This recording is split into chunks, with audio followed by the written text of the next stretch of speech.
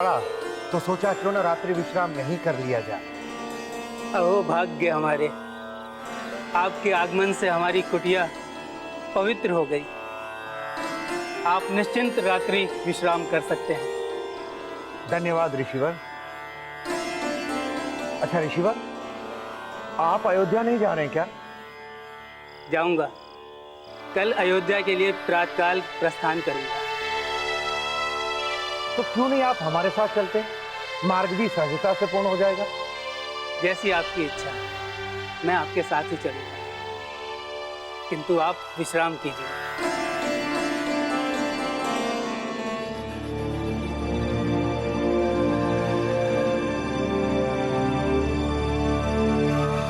दो ऋषियों से उलझना उचित नहीं होगा। कल प्रातःकाल इन दोनों के जाने के बाद ही मैं अपना अभियान प्रारंभ करूं तो ही सही होगा।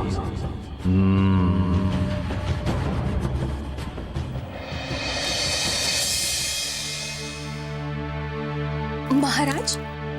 महारानी, हमने सुना है कि हमारे नगर में कोई विचित्र प्राणी घुस आया है। वैसे तो उस विचित्र जीव से रक्षा हेतु हमने महामंत्री को महल की सुरक्षा व्यवस्था कड़ी करने का आदेश दे दिया है, परंतु महारानी, हम फिर भी चाहते हैं कि आप हमारे पुत्रों को अपने संरक्षण में अपने पास रखें या फिर गुरुदेव वशिष्ठ के आश्रम में भेज दें।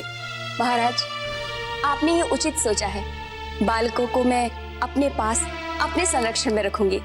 महारानी, ऐसा कहकर तो आपने मुझे चिंता मुक्त कर दिया, किंतु बालक कहीं दिखाई नहीं पड़ रहे हैं। कहाँ है बालक? मैं कब से उन्हें ढूंढ रहा हूँ। आपको तो पता है ना महारानी कि मैं अगर अपने बालकों को देखता नहीं हूँ तो मैं बहुत चिंतित हो जाता हूँ। महाराज, आप चिंता त्याग दीजिए, हमारे बालक यही हैं। राम, पुत्र राम।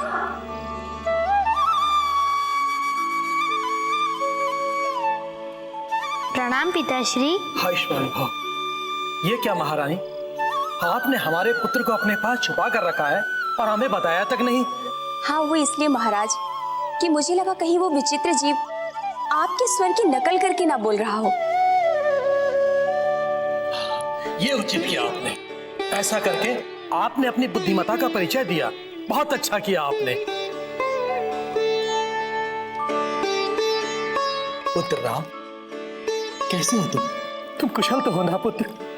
पिताश्री, जिस पुत्र के सर पे आप जैसे पिता और माता कैकेयी जैसी माता का हाथ हो, उसका कभी बुरा कैसे हो सकता है पिताश्री? राम, मेरे पुत्र राम।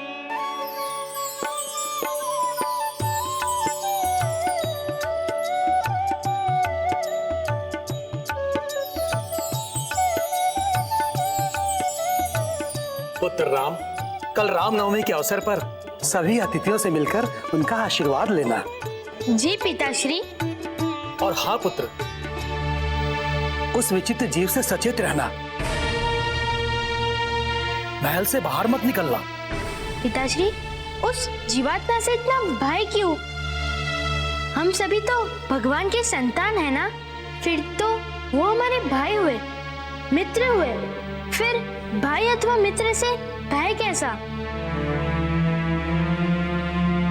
वो जो कोई भी जीव होगा उसका सच्चा हितैषी होगा। पुत्र स्पष्टीकरण नहीं देते,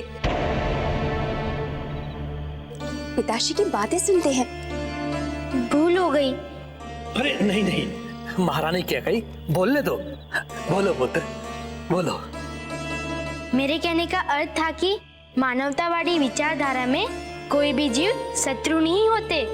मानव धर्म तो हमें यही सिखाता है कि सबसे प्रेम करना चाहिए, क्योंकि मनुष्य ईश्वर की सबसे सुंदर रचना है और प्रेम ही तो सुंदरता है। उत्तम, अति उत्तम पुत्र। ईश्वर तुम्हारी सुरक्षा करे। खुश रहो पुत्र।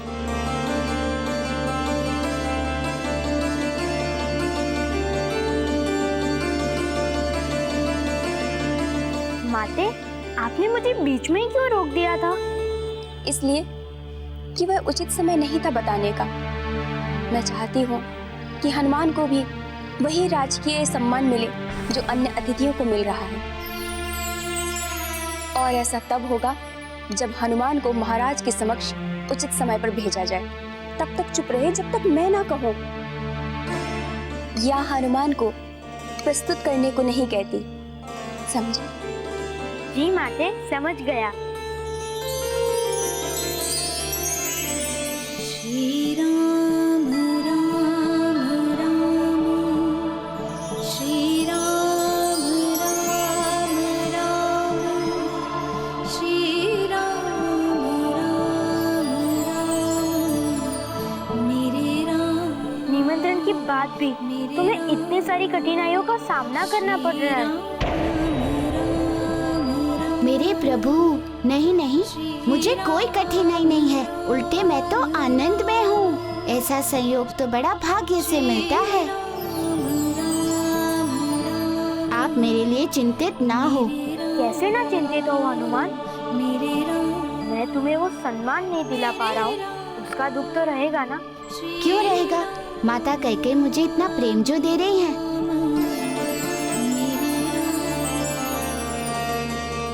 माँ का प्रेम मिल गया तो सब कुछ मिल गया। ये तुम्हारा बड़ेपन है हनुमान।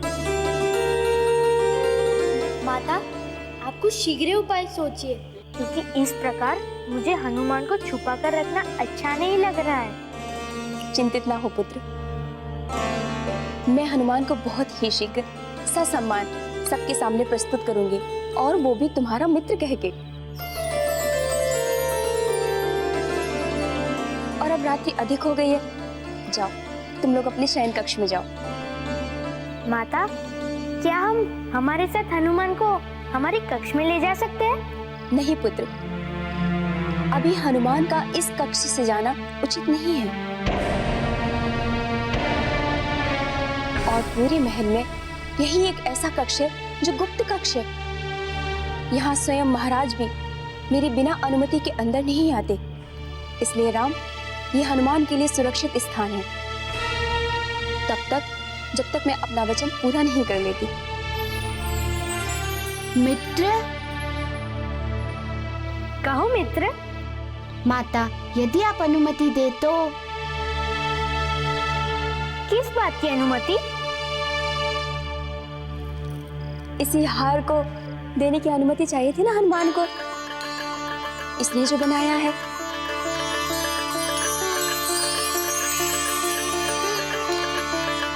बहुत सुंदर है, बहुत अच्छा है।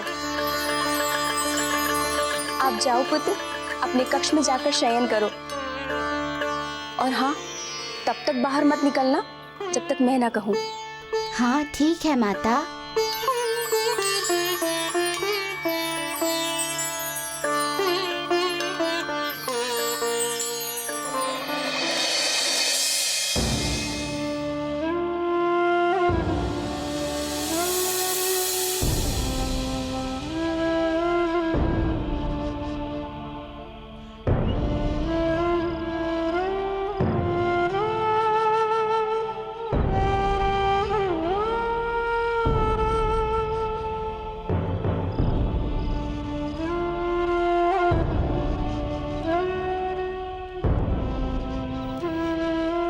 अनजाने क्षेत्र में गए, अनजाने लोगों के बीच, न जाने तो वहां पर कैसा होगा।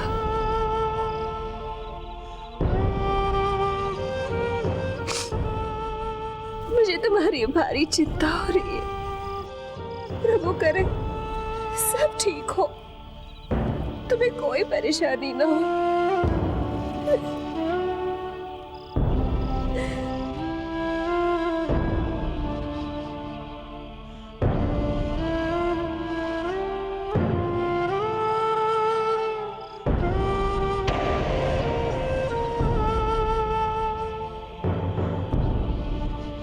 दिव्यांजना,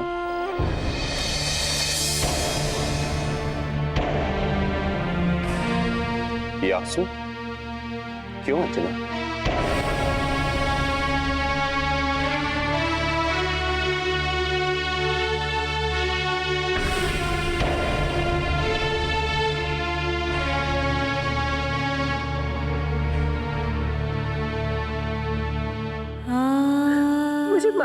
बहुत याद आ रही है। न जाने वो वहाँ कैसा होगा। देवी अंजना, आप आकारा की चिंता कर रही हैं। आपका पुत्र कोई साधारण वाला नहीं है। वो जहां भी होगा उसे किसी प्रकार का कोई कष्ट नहीं होगा। वो कहीं भी है सुखपूर्वक होगा। मैं अपनी ममता को कैसे समझाऊं स्वामी?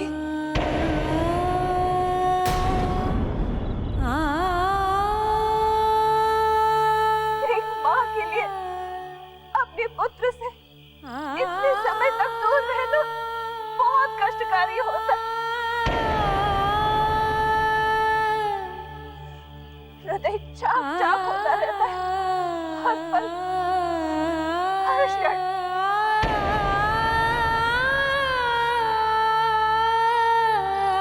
स्वामी, स्वामी, क्या मैं आपसे एक विनती कर सकती हूँ? हाँ देवी, विनती नहीं, आज्ञा दीजिए आप।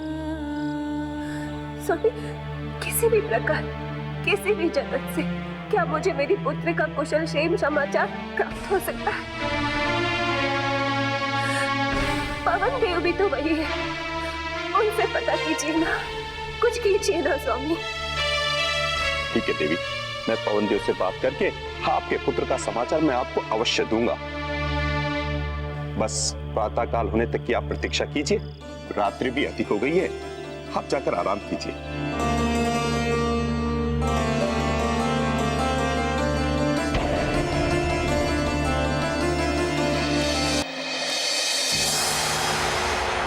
माताश्री, यदि हमारे साथ हनुमान होते तो कितना अच्छा लगता। हम लोग उनसे खूब बातें करते, नहीं? हाँ भ्राताश्री, अगर हनुमान होते तो मैं उनके साथ पूरी रात खेलता। वो बहुत प्यारे भ्राताश्री। हाँ शत्रुघ्न, उनका ऐसा मधुर स्वभाव है तो सबका मन जीत सकता है।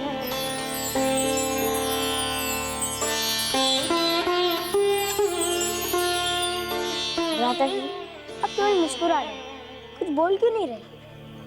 ठीक है, बोलता हूँ। मित्र हनुमान, बाहर आ जाओ।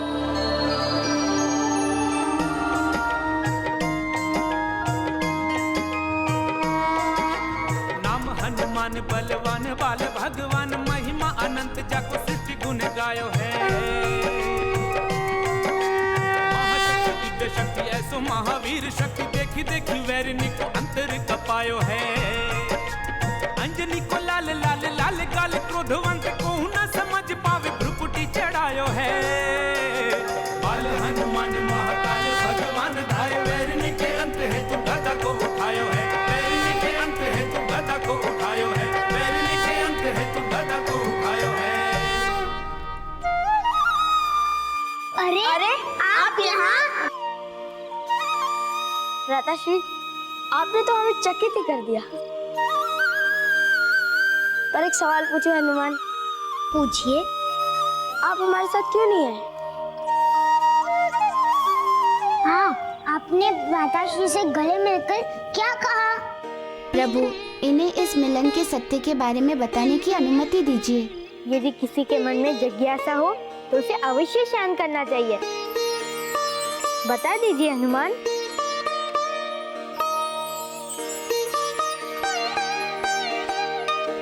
मैं माता कैकेयी से आज्ञा लेकर जब उधर गया था, जो मेरे प्रभु के गले में मोतियों की माला है ना, वे ही लाने गया था। किंतु जब मैं माता के कक्ष में रूप बदल कर गया तो वहाँ बहुत सारे मोतियों को बिखरा पड़ा हुआ देखा। मन में लोभ आ गया कि मैं अपने हाथों से प्रभु के लिए माला बनाऊं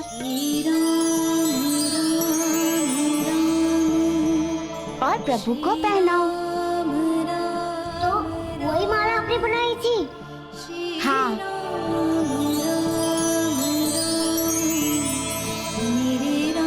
और उसके बाद जब प्रभु ने मुझे अपने गले से लगाया तो ऐसा लगा कि मुझे संसार का सर्वोत्तम उपहार मिल गया, मेरे आराध्य का स्नेह। और उस स्नेह के साथ साथ आपके आराध्य का यहाँ आने का संदेश भी मिल गया। हाँ, और तभी तो मैं यहाँ आया हूँ। ये लुका छुपी का खेल खेला आप लोगों ने? चोरी पकड़ी गई आप दोनों की भ्राताश्री।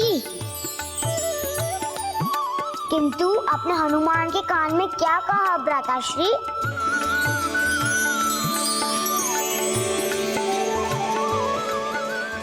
किंतु आपने हनुमान के कान में क्या कहा भ्राताश्री?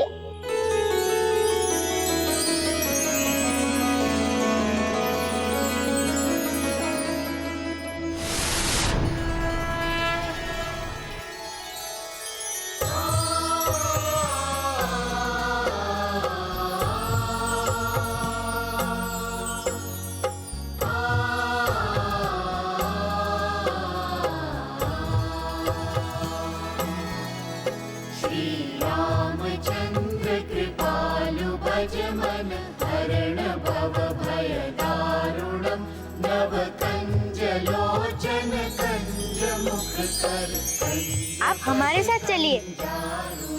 मेरे सारे भ्राता आपके साथ समय व्यतीत करना चाहते हैं। व्याकुल है आपके साथ समय बिताने के लिए।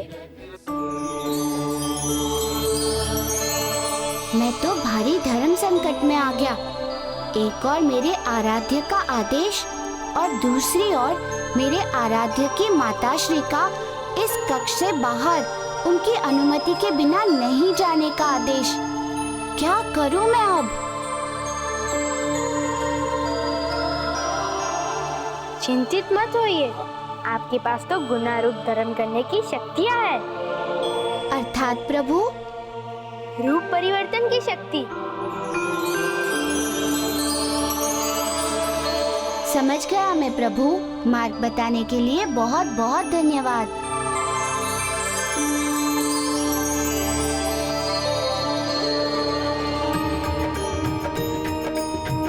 जय हनुमान ज्ञान गुण सागर, जय कपीश तिहु लोक उजागर। रामदूत अतुलित बल धामा, अंजनी पुत्र पवन सुत नामा। शंकर सुवन केसरी नंदन, तेज प्रताप महाजगबंदन। बोलो पवन सुत हनुमान की जय।